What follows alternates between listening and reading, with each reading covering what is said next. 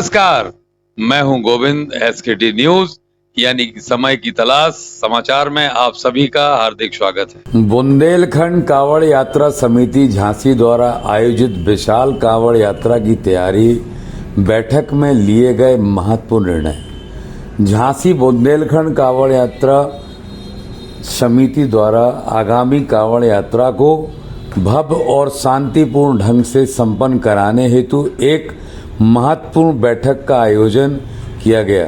बैठक में समिति के पदाधिकारियों, स्थानीय प्रशासन और विभिन्न सामाजिक संगठनों के प्रतिनिधित्वों की उपस्थिति रही।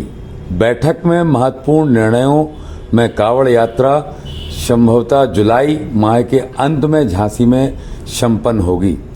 यात्रा का पारंपरिक मार्ग आंशिक बदलाव के साथ यथावत रखा गया है, जिसमें प्रमुख धार्मिक स्थल, शिवालय व नगर के मुख्य मार्ग शामिल होंगे।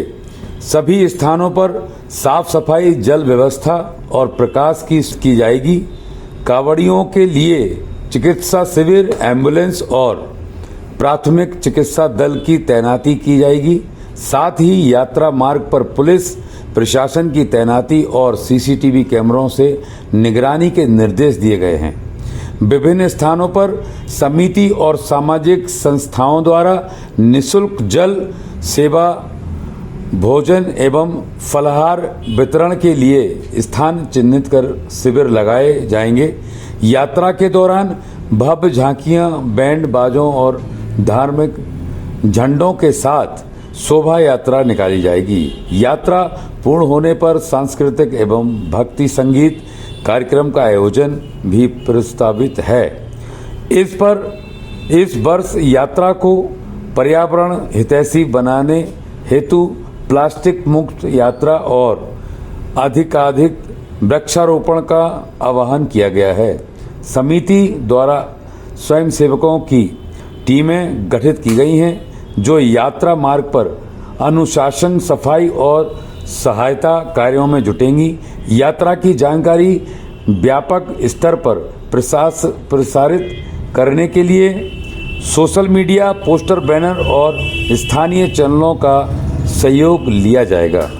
आइए जानते हैं, सुनते हैं आयोजकों के माध्यम से। हर वर्ष कांवड़ यात्रा निकाली जाती है। इस कांवड़ यात्रा को 9 वर्ष हो चुके हैं और ये कांवड़ यात्रा निरंतर अपना स्वरूप अपने आप ही बढ़ाती जा रही है। निश्चित रूप से जुलाई के अंतिम सप्ताह में ये होने वाली कांवड़ यात्रा है। इसमें कांवड़ यात्रा में हमारे 2 अंतर्राज्यीय कांवड़ यात्रा है। ये मध्य प्रदेश के चलकर उत्तर प्रदेश में संपन्न होती है।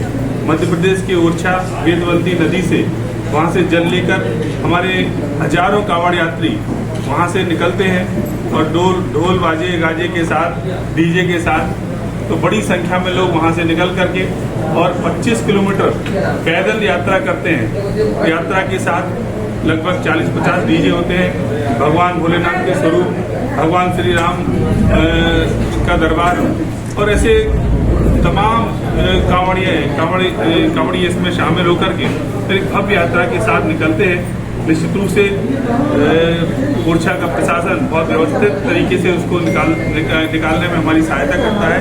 उसके बाद जब हम झांसी पहुंचते हैं तो झांसी में विशाल महिलाओं का समूह, 10,000 से अधिक महिलाएं कलश लेकर इस यात्रा में आके शामिल होती हैं और ये पूरा झांसी और बल्कि पूरा बुंदेलखंड इस यात्रा के इंतजार में रहता है।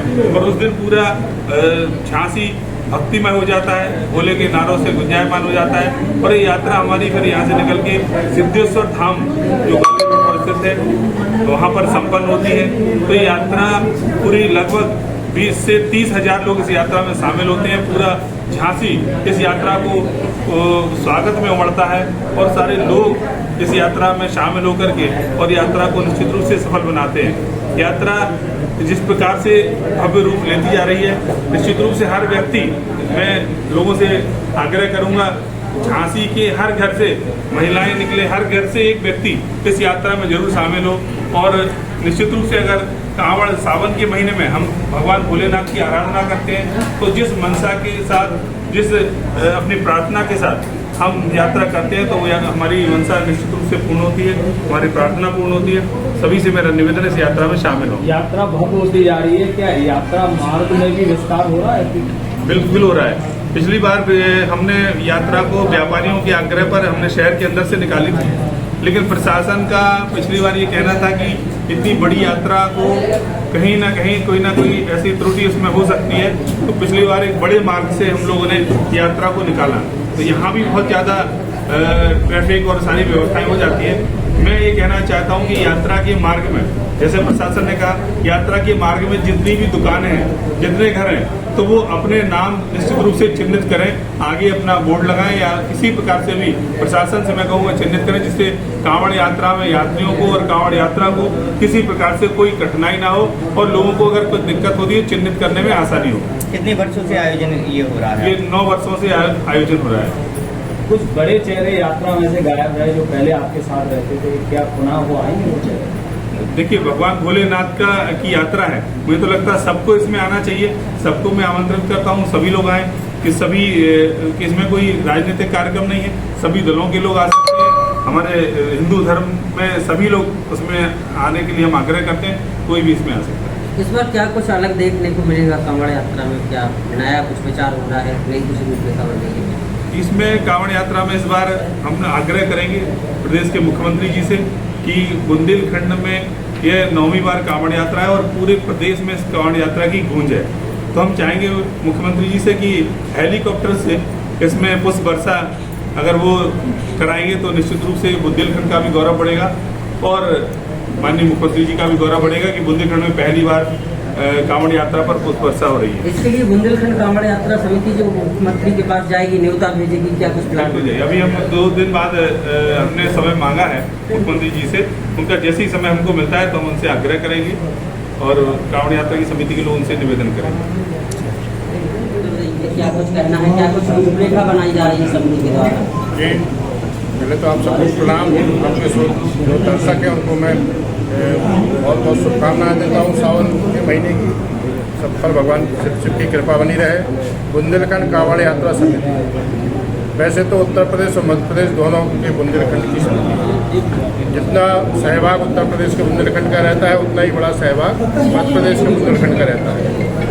और इसके साथ साथ ये हमारी सीमा नहीं है कि हम बुंदेलखंड के लोग रहते हैं, देश के विभिन्न भागों से जितने सनातनी से भक्त हैं वो भी इसमें हम उन सबको आमंत्रित करते हैं और लोग आते हैं श्रद्धा से। तो ये अभी विस्तार अपना लेती जा रही है और निश्चित रूप से मैं आपको कहूँगा कि भगवान राम पुष्य नक्षत्र में रानी गणेश कुंवर अयोध्या से राम को यहाँ लाई थी ओरछा, और बुंदेलखंड के 24 जनपद थे, 24 जिलों का राज तिलक करके भगवान को राजा बनाया। पूरे हिंदुस्तान में सनातन धर्म के सभी धर्मों में यदि कहीं कुछ सलामी भगवान को दी जाती है तो हमारे राम राजा को दी जाती है, हमारे वो राजा है। और पूरे हिंदुस्तान में उस नक्षत्र में यदि कोई मंदिर बनाता तो चतुर्भुज बना, लेकिन ठाकुर जी उसमें नहीं गए, रानी के महल में ही विराज गए। तो हमारे भोलेनाथ ने सोचा कि हम उस नक्षत्र के मंदिर में बैठेंगे, और भगवान सिद्धेश्वर जो द्वापरकालीन विग्रह है वो इसी कारण से जमीन के नीचे था और वो प्रकट हुआ पुष्य नक्षत्र में, और पुष्य नक्षत्र में सिद्धेश्वर भगवान का मंदिर का निर्माण हुआ केवल पत्थर से, श्रीयंत्र के नक्शे पर, जिसमें 21 साल उसके निर्माण में लग गए। तो भगवान पुष्य नक्षत्र में उसमें प्रवेश किया। इसलिए इस यात्रा का महत्व और अधिक है सनातनियों के लिए कि पुष्य में विराजमान राम राजा के यहाँ से कलौज वैत्रवती गंगा कलयुग में गंगा जी वैत्रवती में निवास करेंगी, ऐसा शास्त्र कहते हैं। सबसे पवित्र जल है, तो हम उस पवित्र जल को राम राजा के पुष्य नक्षत्र की नगरी से उस स्थापित भगवान शंकर सिद्धेश्वर भगवान को अर्पित करते हैं। ये बहुत ही ऐतिहासिक, बहुत ही धार्मिक और बहुत ही महत्वपूर्ण बात है। तो हम तो प्रार्थना करते हैं पूरे देश के भक्तों से, शिव भक्तों से, क्या भाव जो भी तिथि हमें समिति तय करेगी उसका हम लोग प्रचार प्रसार करेंगे आपके माध्यम से। पूरे देश से लोग आए, गांव-गांव से आए, जितने भी जनपद बुंदेलखंड के 24 जनपदों के जितने भी ग्राम प्रधान हैं, जितने भी जनप्रतिनिधि हैं, किसी भी दल के हैं, किसी भी पार्टी के हैं, कुछ भी, उन सब से हमारा आग्रह रहेगा कि वो सब अपने अपने गांव से, ट्रैक्टरों से, वाहनों से, किसी तरह कांवड़ियों को लाएं, ओरछा पहुँचे, वहाँ से साथ साथ एक विशाल कांवड़ यात्रा रामराजा से सिद्धेश्वर मंदिर तक आ जाए, जिसके लिए सभी आमंत्रित हैं। आप सबका सहयोग अपेक्षित है। जय